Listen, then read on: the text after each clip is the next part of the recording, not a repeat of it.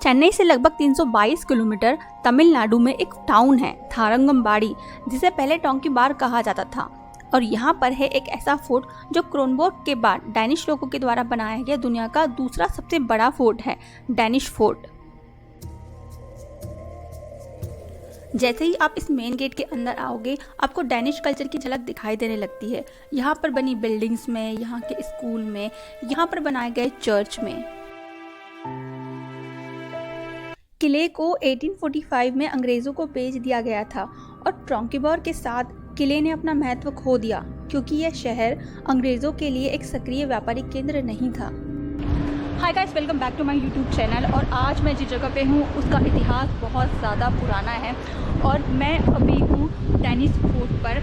आपने पौंडीचेरी के बारे में तो हमेशा से सुना होगा, क्योंकि पौंडीचेरी एक टूरिस्ट स्पॉट है और लोग पौंडीचेरी आते हैं वहाँ के फ्रेंच कल्चर को देखने के लिए। लेकिन तमिलनाडु में नागापट्टिनम एक ज़िला है, यहाँ पर बंगाल की खाड़ी के किनारे एक फोर्ट है जिसे डैनिश फोर्ट कहते हैं। ऐसा फोर्ट है जो दुनिया में सेकंड नंबर पे आता है लार्जेस्ट फोर्ट के रूप में, जो डैनिश लोगों ने बनाया था।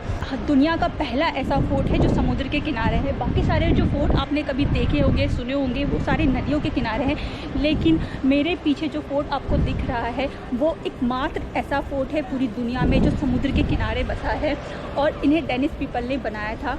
और अभी मैं जस्ट उसके सामने खड़ी हूँ। मेरे पीछे फोर्ट है और जो आवाज़ आपको आ रही है मेरे पीछे, वो समुद्र की आवाज़ है। इस फोर्ट का कोर ईंटों से बना है। किले का जो मेन एंट्रेंस है वो नॉर्थ की तरफ है। इस फोर्ट में एक अलग से दरवाज़ा भी है जो ईस्ट की ओर है। इस फोर्ट ने यूरोप के साथ होने वाले व्यापारिक मार्ग में बहुत ही इम्पोर्टेंट रोल अदा किया है। और यहाँ से समुद्र का इतना खूबसूरत व्यू देखने को मिलता है कि मन करता है बस यहीं पर रह जाओ। आपको पता है, शुरुआत में इस जगह को थारंगंबाड़ी कहते थे, लेकिन डैनिश लोगों के लिए जगह का नाम तो बहुत डिफ़िकल्ट था, उनके लिए टंग ट्विस्टर की तरह था। इसलिए उन्होंने इसका नाम टोंकीबार रख दिया और आज भी इस जगह को टोंकीबार के नाम से ही जाना जाता है।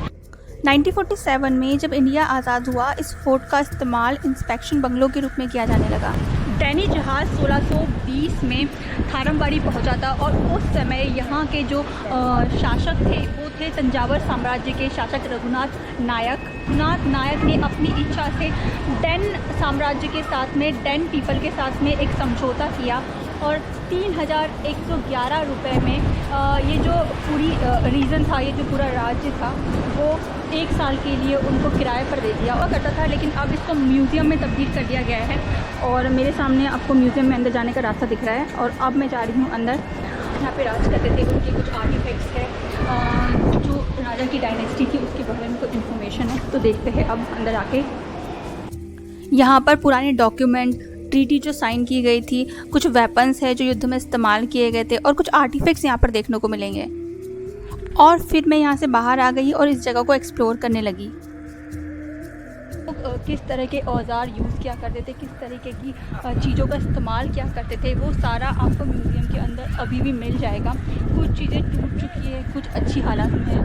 तो अभी जब हम अंदर गए थे तो हमने वही सब देखा। और ये फोर्ट की बड़ी बड़ी दीवारें हैं जो पीछे से देखने से ऐसा लगता है। इस फोर्ट में आपको बहुत सारी विंडोज़ नज़र आ जाएगी जो फ्रंट साइड से भी नज़र आती है। ये जो जगह आप लोग देख रहे हैं, ये उस वक्त उनका वेयर हाउस हुआ करता था। अभी इसमें लॉक लगा हुआ है। ऐसे बहुत सारी जगह है यहाँ पर मुझे देखने के लिए मिल रही हैं जो अभी तो बंद है, लेकिन अगर आप उस वक्त के समय को अगर याद करेंगे तो आप समझ पाएंगे कि ये फोर्ट कितना ज़्यादा सुकून देने वाला था, क्योंकि इसकी लोकेशन ही ऐसी जगह पर है, समुद्र के किनारे, इतनी ऊंचाई पर। समुद्र की आवाज़ आ रही है, लहरों की आवाज़ आ रही है और बीच में एक फोर्ट है। इसके पास एक मंदिर भी है, शायद वो मुझे दिखेगा तो मैं आपको बताऊंगी। और ये जो आप मेरे सामने देख रहे हैं, ये स्टोर रूम है। कितना ज़्यादा बड़ा है, बहुत ज़्यादा बड़ा है।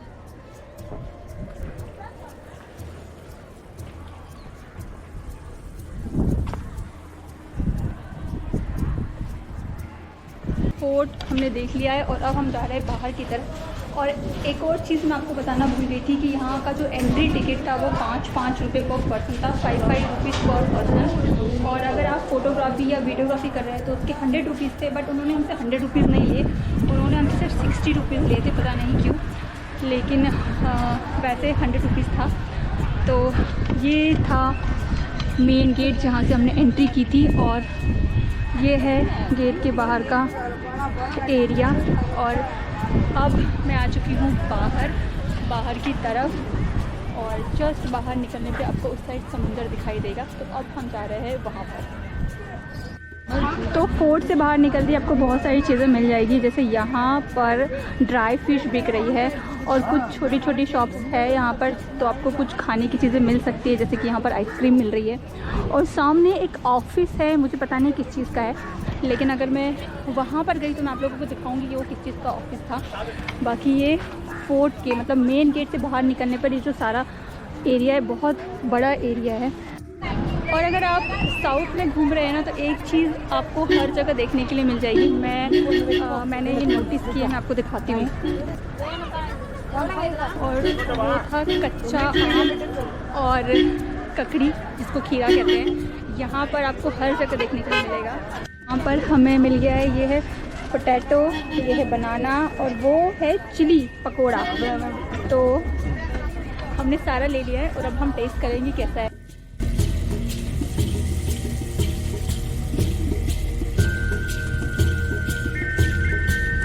तो मेरे सामने है बीच, और जस्ट बीच के साइड में वहाँ पर फोर्ट है। और जैसा कि मैंने आपको बताया था, फोर्ट के साइड में टेंपल है और इसे कहते हैं शिवा टेंपल।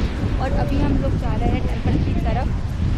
टेंपल फोर्ट बनने के भी 300 साल पहले से है। इस टेंपल का निर्माण 1306 में हुआ था और फोर्ट बना था 17वीं सेंचुरी में। तो आप सोच सकते हैं कि ये कितना पुराना है। तो अभी इसके पहले जो टेंपल था उसका गेट बंद था, लेकिन जस्ट अभी टेंपल का जो गेट है वो खुला है। तो पंडित जी अभी अंदर थे। हमारी पूजा बहुत अच्छे से हो चुकी है, लेकिन अंदर शंकर जी की प्रतिमा है। बस मैं वीडियो यहीं तक बना रही हूँ, अंदर नहीं लेके जा रही हूँ। देखो टेंपल है जिसके बारे में आपसे बात करी थी, ये है टेंपल, और टेंपल के जस्ट उस साइड में फोर्ट है। तो ये था पूरा टेंपल। इस वाले टेंपल से आगे से गेट था जहाँ अंदर जा सकते हैं, और ये सारा जो मंदिर का एरिया है वो जीर्ण अवस्था में है, पूरी तरीके से टूट चुका है। इतने अच्छे से उसका रख रखाव नहीं किया गया है। और अब मैं इस जगह से वापस जा रही हूँ। तो एक बार मैं आपको फिर से दिखा देती हूँ फोर्ट के आसपास का एरिया, और ये है समुंदर, और ये टेंपल था, और अब हम जा रहे हैं वापस। तो ये फोर्ट है, और फोर्ट के जस्ट अपोजिट साइड में गवर्नर बंगलो है जो मेरे जस्ट सामने है, लेकिन उस पर लॉक लगा हुआ है। मुझे नहीं लगता कि टूरिस्ट के लिए भी खुला है, यहाँ पे वहाँ पे कोई रहता भी है, तो लॉक लगा हुआ है, बंद है। यहाँ पे मैक्सिमम चीज़ें बंद ही दिख रही है मुझे। तो ये है वो गवर्नर हाउस, और वो था फोर्ट। तो ये है डैनिश इंडियन कल्चर सेंटर। इसके अंदर जाने का जो टिकट है वो 20 रुपीज़ पर पर्सन है। तो अभी मैं अंदर जा रही हूँ और फिर मैं आपको बताती हूँ कि अंदर क्या है।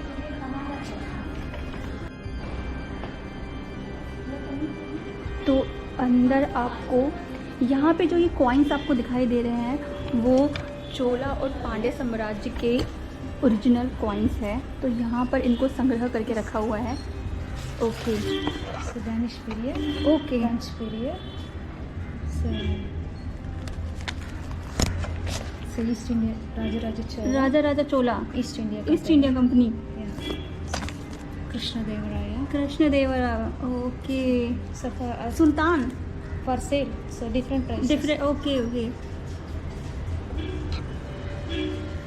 तो अभी आपने देखा सारे जितने भी यहाँ पर साम्राज्य, जितने भी राजवंश ने राज किया है, उस वक्त जो कॉइन्स यहाँ पे होते थे वो ओरिजिनली यहाँ पर रखे हुए हैं। तो अभी हम हैं कमांडर हाउस में, उस वक्त के।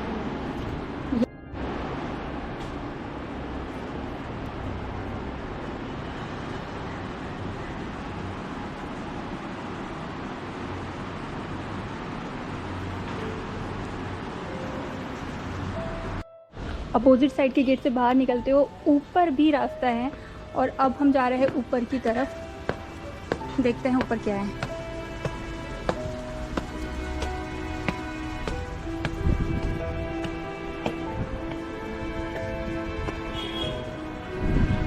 तो ऊपर एक टेरिस है और अंदर एक और रूम है। ओके, तो यहाँ पर भी कुछ चीज़ें हैं जो उस टाइम की हिस्ट्री बताती है। इन फोटोग्राफ्स को देखकर आपको पता चलेगा।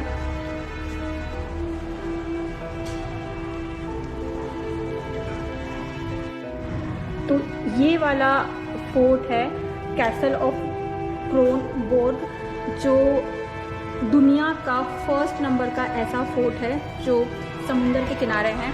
और अभी मैं हूँ डेनिश फोर्ट पे, और वो दुनिया का सेकंड नंबर का ऐसा फोर्ट है जो समुद्र के किनारे है और डेनिश लोगों ने बनाया था, सबसे बड़ा किला। अभी मैं टेरेस पे खड़ी हूँ और यहाँ से फोर्ट मुझे क्लियरली नज़र आ रहा है। और फोर्ट के जस्ट सामने जहाँ पर मैं खड़ी हूँ वो कमांडर हाउस था। और अब आज का वीडियो मैं यहीं पर ख़त्म करती हूँ और अब मैं मिलूँगी आप लोगों को नए वीडियो में नए ब्लॉग के साथ। तब तक के लिए बाय बाय, टाटा।